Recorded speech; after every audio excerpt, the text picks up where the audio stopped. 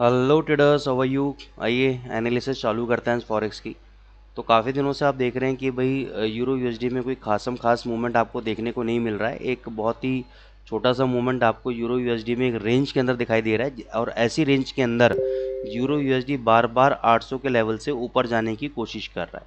ये मैं तो आपको लास्ट वीडियो में बताया था कि 750 इसका स्ट्रॉन्ग सपोर्ट जोन है नीचे की तरफ। उससे पहले 800 भी एक स्ट्रॉन्ग सपोर्ट जोन है आपका। ऊपर रेजिस्टेंस आपका 1.0870 है और 900, ये आपका पूरा एक रेजिस्टेंस जोन है आपका।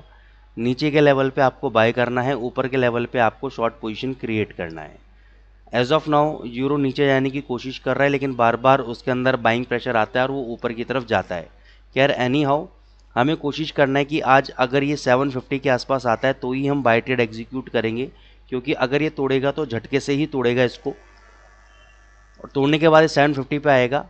750 के नीचे अगर डेली चार्ट पे क्लोजिंग होती है, 2 घंटे के चार्ट पे नहीं, अगर डेली चार्ट पे 750 के नीचे क्लोजिंग हो जाती है और इसका लो ब्रेक हो जाता है उसके अगले दिन, तो हम अपने बाय ट्रेड से एग्जिट कर जाएंगे। ठीक है, बाय ट्रेड से एग्जिट कर जाएंगे। आज बहुत इंपॉर्टेंट डेटा है आपका।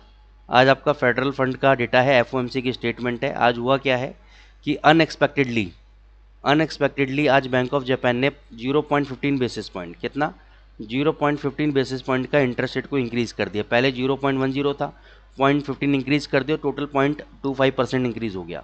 ठीक है, ये अनएक्सपेक्टेड था, बिल्कुल भी बाजार एक्सपेक्ट नहीं कर रहा था, तो उसके बारे में भी मैं आपको बता देता हूँ।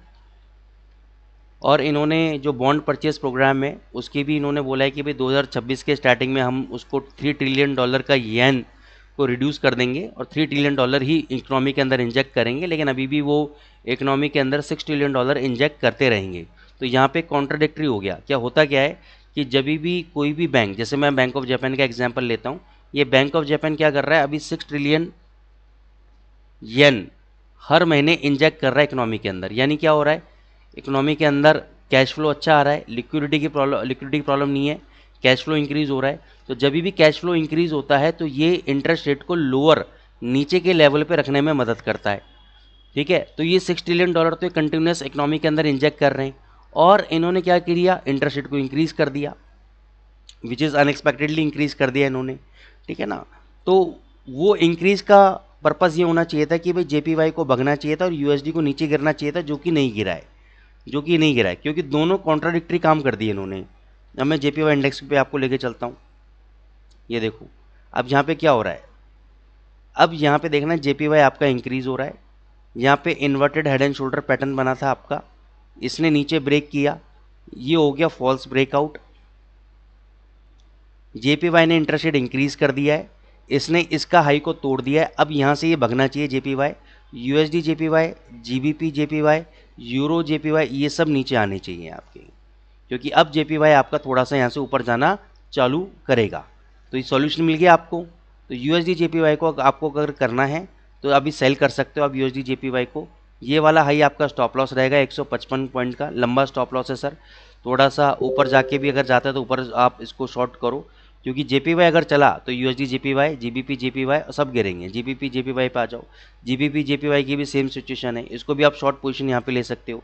स्टॉप लॉस आपका ये रहेगा 199.30 का, लंबा स्टॉप लॉस है, लेकिन फिर आपको ये टारगेट भी आपको इसमें लंबे देखने को मिल सकते हैं, 192 तक के टारगेट मिल सकते हैं। या तो एक काम करो, एक बार ही ऊपर हो सकता है 198 तक आ जाए तो वहाँ पे शॉर्ट पोजीशन बनाओ, 199.50 का एसएल दो और टारगेट नीचे के लेके चलो। एक बार हो सकता है कि जेपीवाई नीचे गिरे तो ये ऊपर भगने लगे, तो आप इसको ऊपर 198 के आसपास शॉर्ट पोजीशन क्रिएट कर सकते हो। दूसरा क्या कर सकते हो, अगर इस कैंडल का लो ब्रेक होता है तो आप शॉर्ट पोजीशन बना सकते हो, फिर इस कैंडल का हाई आप एज एन स्टॉप लॉस लेना, तो ये कंडीशन बन सकती है आपकी। तो या तो आप वेट करो ऊपर जाने का, या वेट करो इस कैंडल का लो ब्रेक होने का। सेम यूएसडी जेपीवाई के लिए रहेगा, सेम अदर करेंसी पेयर्स के लिए रहेगा। जीबीपी यूएसडी 2800 का लेवल ब्रेक नहीं कर पा रहा है, बार बार देखो 2800 पे बहुत ही स्ट्रॉन्ग सपोर्ट है। ये लेवल अगर बंद हो जाता है तो एक लेवल और मैं आपको दे रहा हूँ लास्ट, ये लेवल देखना 2770। अगर ये लेवल ब्रेक हो जाता है और इसके नीचे 2 घंटे का कैंडल बंद हो जाता है और इसका लो ब्रेक हो जाता है, इस 2 घंटे वाले कैंडल का लो ब्रेक हो जाता है, तो ये 2700 तक गिरेगा, फिर रुकने वाला नहीं है। और अगर ये 2800 तोड़ता है, 2770 जाता है, तो ये ऑस्किलेट करता रहेगा, ऊपर नीचे ऑस्किलेट करता रहेगा। ठीक है ना। तो इस बात का आपको ध्यान रखना है कि जीबीपी यूएसडी आपको 2700 तक अगर गिरता है 2700 तक, अगर ये 2700 तक तब गिरेगा जब ये 2770 का लो टूट देगा, अदरवाइज नहीं तो ये 2900 तक आपका ऊपर आ सकता है, 2950 तक आपका ऊपर आ सकता है। ठीक है, अब जीबीपी जेपीवाई का मैंने बता दिया। एयूडी यूएसडी पे, एयूडी यूएसडी का सीपीआई डेटा में कोई भी चेंजेस नहीं हुआ है, एयूडी यूएसडी के सीपीआई डेटा में कोई भी चेंजेस नहीं हुआ है। ठीक है ना, इसमें क्वार्टर में आप देखोगे कोई भी चेंजेस नहीं हुआ है, ईयर ऑन ईयर देखोगे कोई भी चेंजेस नहीं हुआ है आपका। तो इन्फ्लेशन डेटा अब तक बढ़ के आ रहा था लेकिन अब रुक गया है, which is negative for the AUD USD. तो ये कहाँ तक नीचे आ सकता है? अब देखो ऑलरेडी ये इतना गिर चुका है, मेरे को लग नहीं रहा है कि शॉर्ट करने में कोई भलाई है। देखो नीचे कहाँ तक आ सकता है, ये नीचे यहाँ से 90 पिप और गिर सकता है, 90 पिप और गिर सकता है। लेकिन मैंने आपको पहले भी कहा था मैं 0.6450 पे बाई करूँगा, दूसरा मैं 0.6400 पे बाई करूँगा और 6344 का एसएल लूँगा। इसके नीचे बंद तो एग्जिट, नहीं तो यहाँ से मेरे को 6600 तक जाएगा, मैं वहाँ पे प्रॉफिट को बुक करूँगा। बहुत बढ़िया ट्रेड मेरे को ये देके जाएगा। ठीक है, फिर मैं गोल्ड पे आ जाता हूँ। गोल्ड पे मैंने आपको क्लियर बोला था कि 2400 के ऊपर जिस दिन बंद हो गया, 2400 के ऊपर जिस दिन बंद हो गया 2425 2430 तक जाएगा ये। तो अभी तक इसको आप बाई ट्रेड एग्जीक्यूट कर सकते हो। 2440 और 2450 तक का मेरे को उसमें टारगेट लग रहे हैं। आप थोड़ा सा नीचे 2411-12 के आसपास आ जाए, बाई ट्रेड एग्जीक्यूट करो। 2400 के नीचे क्या 2390 का आप एसएल लेके चलो, 2390 के नीचे बंद हो गया तो एग्जिट, नहीं तो आप इसमें बाई ट्रेड एग्जीक्यूट करो। 2410-11 के आसपास 2440 से जाके रहेगा, बहुत तेज़ी इसमें रहने वाली है दोस्तों। अच्छा, एक ETH USDT और रह गया आपको, नहीं तो मैं तो सोच रहा था कि भाई ठीक है कंप्लीट हो गया एनालिसिस, ये वहीं पे चल रहा है। देखो 3400 का टारगेट हो गया आपका अचीव, 3396 मार दिया। पहले भी बोला था 3200 पे बाय कराया था, 3400 का टारगेट। अभी इसमें बाय मत करना, अभी इसको 3100 आने दो, फिर भी बाय मत करना, मैं आपको फिर फ्रेश लेवल दूंगा, अभी बाय नहीं करना है। अभी थोड़ा सा ही अगस्त से पहले एक बार ये वीक पोजीशन बना सकता है, यहाँ पे चाहो तो शॉर्ट पोजीशन बना लो, 3400 का एसएल ले लो, 3100 तक का टारगेट ले लो।